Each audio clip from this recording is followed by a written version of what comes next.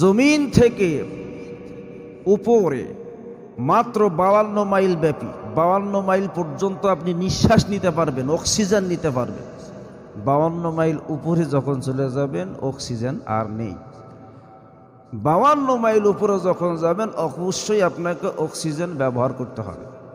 তাহলে আধুনিক বিজ্ঞান বলে যে একটা মানুষ কোনো অক্সিজেন ছাড়া, কোনো যন্ত্র ছাড়া কেমনে উপরে সফর করে।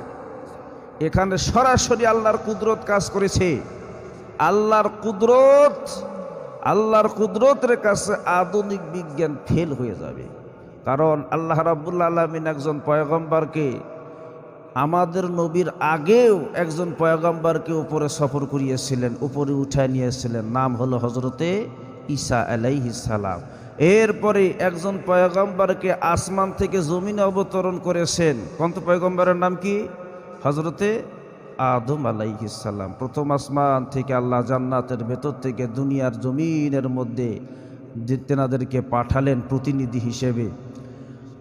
আল্লাহ রাব্বুল আলামিনের কাছে আসমান থেকে জমিনে পাঠানোটা, জমিন থেকে আসমানে উঠায় নেওয়াটা এটা নতুন কোনো ব্যাপার না। আর আধুনিক বিজ্ঞান তারা বলে যে এটা অসম্ভব, কিন্তু আল্লাহর কাছে সব কিছু সম্ভব। সুবহানাল্লাহ। কোন পয়গম্বর একজন ছিল যে নাকি আগুনের ভেতরে 40 দিন, 48 দিন, 52 দিন এরকম কিতাবের মধ্যে আসছে যে আগুনের মধ্যে ছিল, একটা পশমও পড়া যায় নাই। সুবহানাল্লাহ। কোন আমি আপনি পারবো আগুনের মধ্যে 1 সেকেন্ড একটু আঙ্গুল লাগা থাকেন তো পারবো না। কারণ এখানে আল্লাহ তাআলা কুদরত কাজ করেছে। এরপরে আরো একজন পয়গম্বর ওয়াজান্নুনি ইজ যাহাবা মুগাদিবান, এই আয়াতের মধ্যে বলা হয়েছে হযরতে ইউনুস আলাইহিস সালামের কথা। তিনিও 40 দিন 48 দিন পানির নিচে মাছের পেটের ভেতরে, যেই মাছটা ইউনুস নবীকে গিলে ফেলেছিল ওই মাছটাকে আরো একটা বিশাল বড় মাছ গিলে ফেলছিল। এই মাছ পানির ভেতরে কোনো অক্সিজেন ছাড়া ইউনুস আলাইহিস সালাম দীর্ঘ সময় অতিবাহিত করলেন। আবার জেন্দা ইউনুস নবীকে মাছ বমি করে দিলেন। তাহলে একটা মানুষের পক্ষে পানির নিচে 48 দিন 40 দিন থাকা কি সম্ভব? আপনি আমি পারবো না। এখানেও আল্লাহ তাআলার কুদরত কাজ করেছে। তাহলে আল্লাহ তাআলার কুদরতের কাছে বিজ্ঞান সব সময় হার মানতে সক্ষম হবে। ভাইরা আমার, আমরা আলোচনা করেছি মায়ার নবীজির, দয়ার নবীজির যে মেরাজটা হয়েছিল সশরীরে, এবং আল্লাহ তাআলার এখানে কুদরত কাজ করেছে। আল্লাহ জমিন থেকে উপরে সফর করিয়েছেন। বিশ্ব নবীজির মেরাজ হয় কয়টা কারণে? 3টা কারণে। 1 নম্বর কারণ আমরা আলোচনা করেছি গত জুমায়, বিবি খাদিজাতুল কুবরার মৃত্যু। আল্লাহর নবীজির প্রাণ প্রিয় স্ত্রী ছিলেন বিবি খাদিজা, যেনাকে বলা হয়েছে দুঃখের দিনের সাথী। নবীজি যখন হীরা পর্বতে অবস্থান করত, মায়ার নবীর স্ত্রী বিবি খাদিজা ওই জায়গায় নবীর জন্য খাবার নিয়ে যাইত। সুবহানাল্লাহ। কোন বিবি খাদিজা ইন্তেকাল করলেও, এবং আরেকজন নবীজির ছিলেন চাচা, যিনি মুসলমান হন নাই, এরপরেও নবীজিকে এত মহব্বত করত, কলিজা দিয়ে মহব্বত করত। সুবহানাল্লাহ। কোন চাচা যখন অসুস্থ, তিনি মারা যাবে, তারপর নবীজির মেরাজের সফর শুরু হবে। চাচা যখন অসুস্থ মুমূর্ষু অবস্থায় মারা যাবে, এমন সময় মায়ার নবী, দয়ার নবী ডেকে বলতেছেন, ও চাচা যান, আপনি আমারে কোলে পিঠে করে মানুষ করেছেন। মসজিদে নববীর মধ্যে যখন আমি নামাজ আদায় করি, মসজিদে নববীর মধ্যে আমি জাহান্নামের সিং দেখতে পাই। ও চাচা, জিবরাইল এসে বলে গেছি, আপনি যদি কালেমা না পড়ে অমুসলিম অবস্থায় মারা যান, জাহান্নামের সর্বনিম্ন আযাব 1 জোড়া আগুনের জুতা আপনার পায়ের মধ্যে পড়াইয়া দেওয়া হবে। ওই আগুনের গরমে আপনার মাথার মগজগুলি টকবক করে গলতে থাকবে। ও চাচা, আপনি এখন মৃত্যুর শয্যায় মারা যাবেন। চাচা গো, আপনি আমারে কোলে পিঠে করে মানুষ করেছেন, আপনি শুধু দয়া করে লা ইলাহা ইল্লাল্লাহ বলেন, মুহাম্মাদুর রাসূলুল্লাহ বলার দরকার নাই, আমি আল্লাহর সঙ্গে কথা বলি, আপনারে জান্নাতে নিয়ে যাব। চাচা ভাতিজার বেটা বুঝতে পারলেন, মুখ দিয়ে কালেমা শরীফ উচ্চারণ করবে। এমন সময়, তদানীন্তন সময় বড় বড় কাফিরেরা আবু জেহেল উতবা সাহেবা ওই জায়গায় উপস্থিত হয়ে গেছে। আর ডেকে বললেন, হে আবু তালিব, আজকে কি ভাতিজার ধর্ম পাইয়া বাপ দাদার ধর্মের মধ্যে সুন কালিমা খায়া দিবি? এই কথা বলার পর আবু তালেব আর কালিমা পড়লেন না। এমন সময় আল্লাহর নবী ভালো করে জানতো, নবীর হাতের পরশ মোবারক যেই জায়গার মধ্যে লাগবে ওই জায়গায় জাহান্নামের আগুন লাগবে না। আমার ভাইরা, এবার আল্লাহর নবীজি নিজের হাত মোবারক চাচার মাথা থেকে পা পর্যন্ত যখন শুয়ে শুয়ে নিয়ে আসছে, এমন সময় মালাকুল মাউত আজরাইল আবু তালেবের জান খানা কবজ করে নিয়ে যায়। বন্ধুগণ, আমার আবু তালিব যখন মারা গেল, অমুসলিম অবস্থায় মারা গেল। এই জন্য আবু তালিব জাহান্নামের সর্বনিম্ন আযাব পাবি। সর্বনিম্ন আযাব হলো এক জোড়া আগুনের জুতা পায়ের মধ্যে পড়ায়া দেওয়া হবে। আবু তালিব যখন মারা গেলেন, বিবি খাদিজাও দুনিয়ায় নাই, আবু তালিবও মা নাই। এমন সময় মায়ার নবীজি, দয়ার নবীজি মক্কা নগরীর মধ্যে অবস্থান করতেছে। বেঈমান মুশরিক কাফেরদের অত্যাচার বেড়ে যায়। মায়ার নবীজি যখন সিজদার মধ্যে পড়ে যাইত, এই বেঈমান কাফেরের বাচ্চারা নবীজির মাথার উপরে উটের নাড়ি বুড়িগুলি সাফাইয়া দিত। মায়ার নবীজির ভরাক্রান্ত হৃদয়, কষ্টে জর্জরিত মন। এমন সময় আমার আল্লাহ পাক জিবরাইলকে ডেকে বললেন, জিবরাইল, জান্নাত থেকে একটা বোরাক নিয়ে যাও, আমার নবীজিকে খানায় হাকিমের মধ্যে ঘুমায় আসি, আমার নবীজিকে এই বোরাকের মধ্যে সওয়ার করে বাইতুল মুকাদ্দাস পর্যন্ত নিয়ে আসো। কোন সুবহানাল্লাহ। জিবরাইল আমিন বোরাক নিয়ে এসে দেখি নবীজি খানায় হাকিমের মধ্যে হেলান দিয়ে ঘুমাইছে। আল্লাহর নবীজিকে জিবরাইল ডাকলেন না, রাহমাতুল লিল আলামিনকে ডাকলে বেয়াদবি হবি। মায়ার নবীজির পা মোবারক জিবরাইলের গালের মধ্যে লাগায় দিয়েছে। সুবহানাল্লাহ। কোন জিবরাইলের গাল আছে না নাই? প্রশ্ন আসতে পারে, জিবরাইলের গাল আছে না নাই? জিবরাইল কিন্তু মানুষের সুরত ধরতে পারে।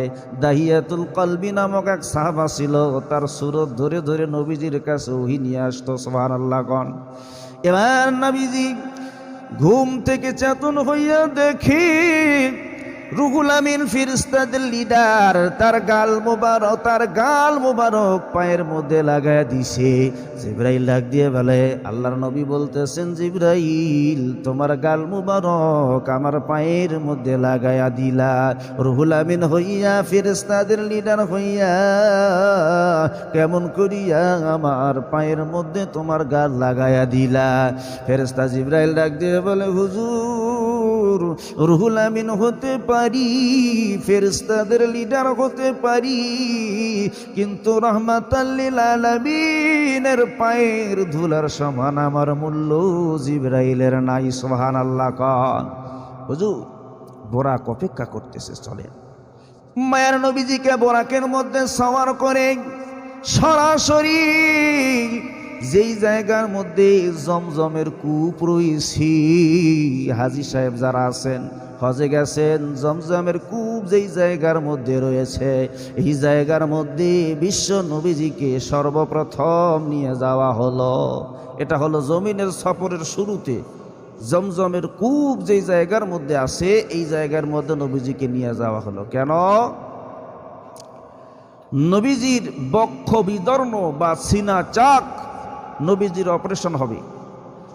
হায়াতে কয়েকবার হয়েছিল। বিশ্ব নবীজিকে আল্লাহ পাক ইলম দিবেন, হিকমত দিবেন, দুনিয়ার মধ্যে যত রকমের ভেতরে লোভ লালসা অহংকার তাকব্বুরি ময়লা আছে সমস্ত কিছু ধুয়ে মুছে পরিষ্কার করে আল্লাহর বাসায় নিয়ে যাবেন। সুবহানাল্লাহ কন।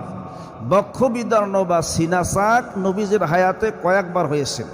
শিশুকালে একবার হয়েছিল। কোন কালে? শিশুকালে একবার। যৌবনকালে একবার। মেরাজে যাবেন তখন একবার। শিশুকালে একবার হয়েছিল। মা হালিমাতুস সাদিয়ার ঘরে যখন রাসূল সাল্লাল্লাহু আলাইহি সাল্লাম 4 বছরের শিশু সন্তান লালন পালন করার জন্য নিয়ে গেছিলেন না, মা হালিমাতুস সাদিয়া যখন ছোট্ট মোহাম্মদ 4 বছরের শিশু সন্তান মা হালিমার ছোট্ট বেটার সঙ্গে বকরি চড়ার জন্য মাঠের মধ্যে চলে গেলেন। এমন সময় 2 জন সাদা পোশাক পরিধান করা লোক আসলো। আমার ভাইরা, মা হালিমাতুস সাদিয়ার ছোট্ট বেটা দৌড় মেরে এসে হালিমাকে ডাক দিয়ে বলে, মা হালিমা গো, আমার কুরাইশি ভাই মোহাম্মদ সহকারে বকরি চড়াইতেছি মাঠের মধ্যে। এমন সময় 2 জন পোশাক পরা সাদা পোশাক পরা লোক আসলো আমাদের কাছে।